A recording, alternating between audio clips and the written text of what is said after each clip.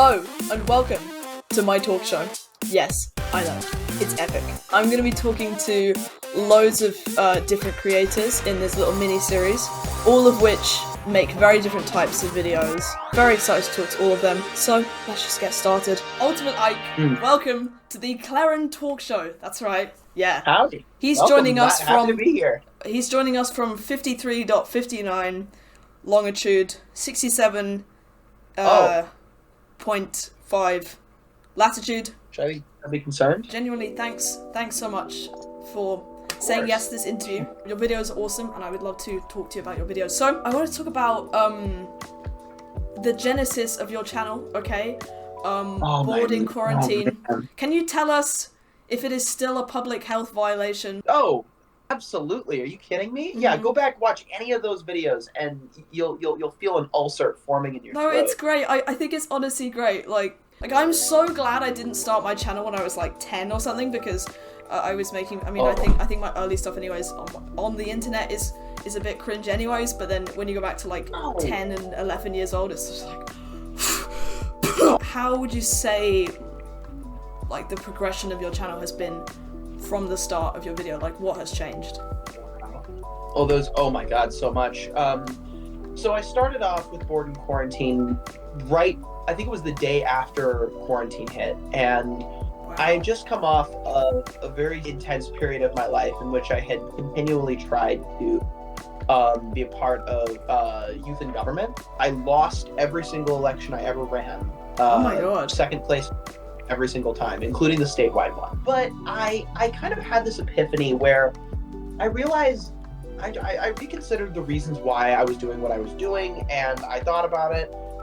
And I remember one day when I was in quarantine, I just started making funny stuff. I remember I came up to my mom in the kitchen and I said, "Hey Mom, look at this funny video I made." She was like, "Ah." And then I just kept going. And Bored in Quarantine was never meant to be serialized. If you watch the first 4 episodes, you'll find that there's no coherent plot line, and it's originally it was just going to be me recreating famous movie scenes in my backyard. But in episode 5 of season 1, I decided to give it a story, and then it just went on from there. And I talk about this in the video essay where I mentioned last August. Excellent work, by the way. I think there was a lot of value in Bored in Quarantine because I was working with no equipment. I was working by myself. I had no resources or nothing. I was propping up my phone on like pieces of furniture, not unlike what I'm doing right now. I had iMovie on my iPhone, and let me tell you this much right now.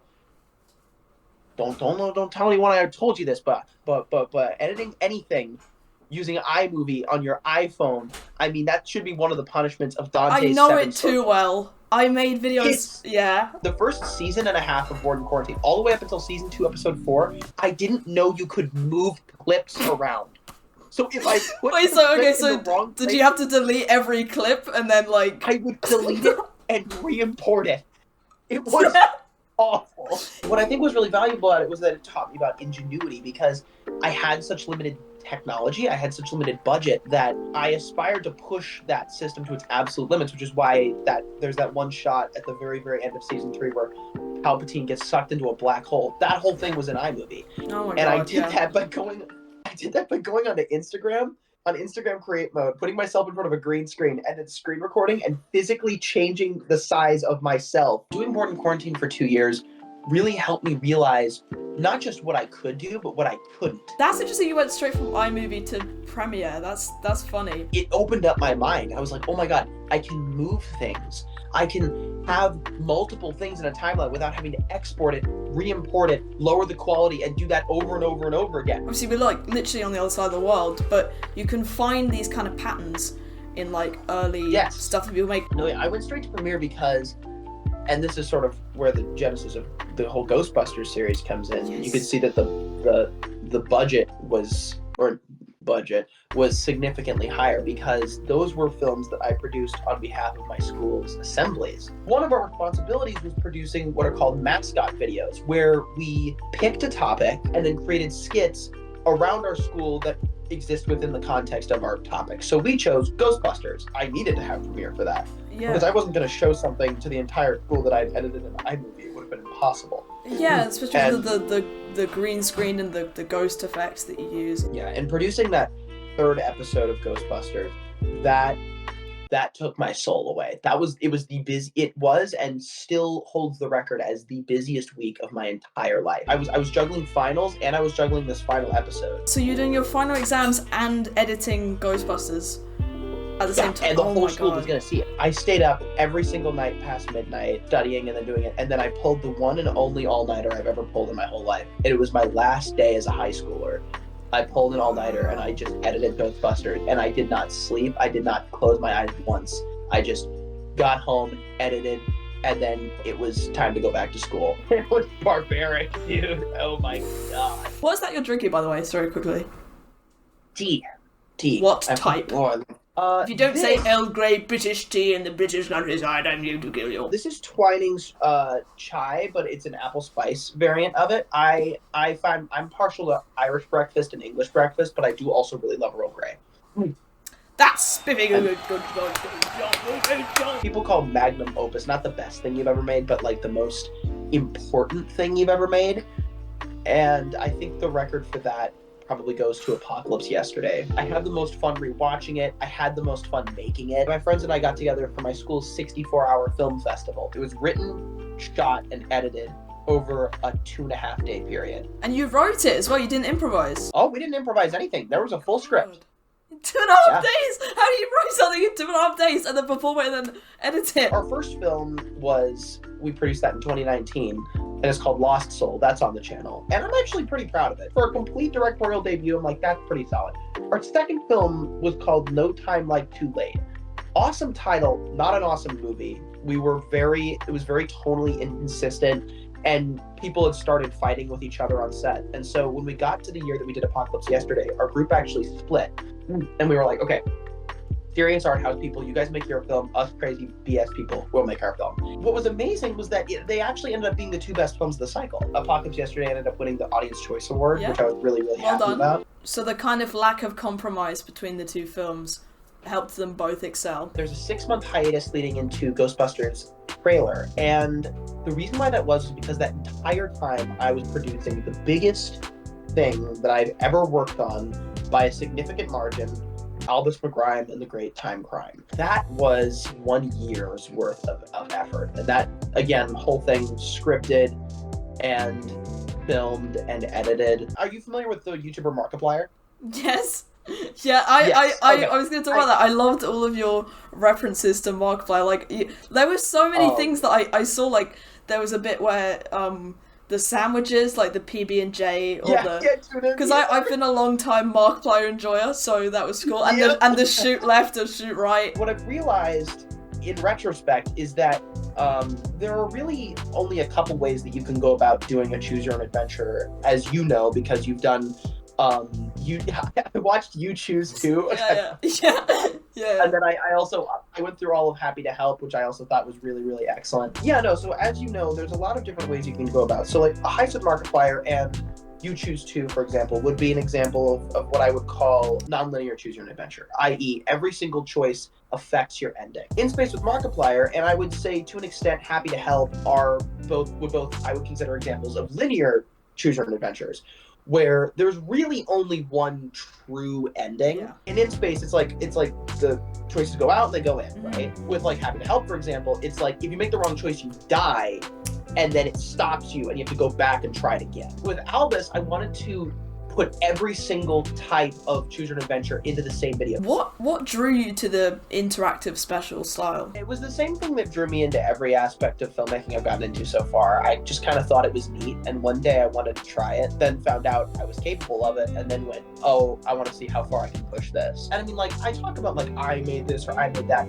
but obviously Albus and Ghostbusters and a lot of these larger scale projects are the result of massive amounts of teamwork and massive amounts of coordination from everybody. My whole family is made up of actors or acting teachers. My dad, high school acting teacher, he was actually my high school acting teacher when I was in high school. But oh my god, no, it's the complete opposite with my parents. My parents are just like, you just do what you want. You just go ahead. I did want to get on to Sisyphus of The Office because that's your newest short film. I mean, I guess you write things, so was it fully written Oh, or yeah. improvised? No, I did not improvise Sisyphus in the office. I had that idea probably a few months beforehand, and I just loved the idea of a guy walking into a receptionist's office and then she being like, "Hello, honey, welcome to hell," and then he, he like freaks out.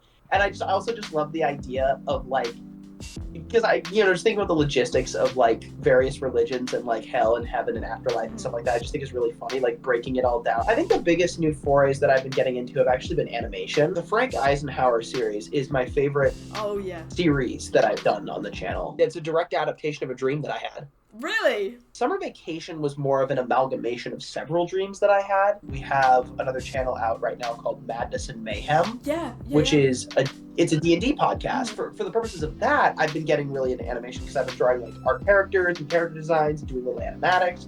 And my hope is that eventually I learn how to actually animate, because I feel like I want to delve myself into as many different art forms as possible. And I want to be as immersed in as much as I can, because I feel like a lot of what I value in life has to do with the artistic process and learning, trying, failing, trying again.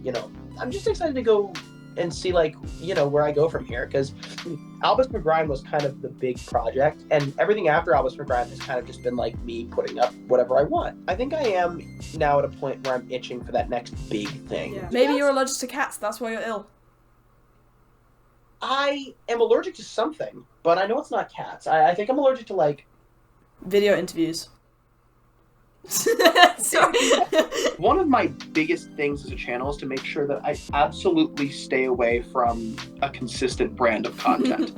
That's fun. I do not, I avoid it like the plague. I almost don't even care if I'm particularly amazing in any of these things. I want to be somebody who has explored with some depth at least one of every kind of art form. I think the only thing right now that I haven't really put myself into is music, which is where I think your stuff is very impressive, because you were mentioning at the beginning of the interview about how you saw my stuff and you're like, oh my God, that's exactly the stuff.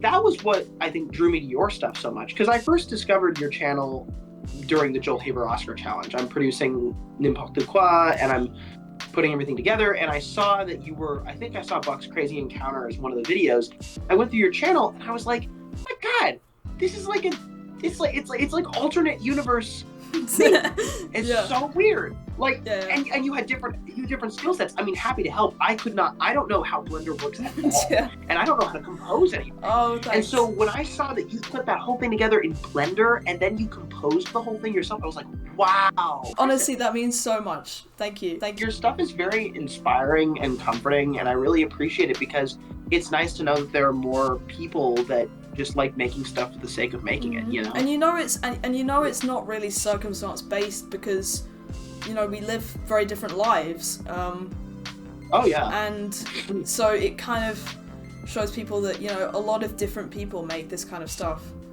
but they all have this intrinsic charm to them. Student filmmaking and making films with your friends can sometimes be a really grueling, upsetting process, but I think it's ultimately worth it when you find those close connections, because then you're friends with those people for life. It is really valuable when people just make things for the sake of making it.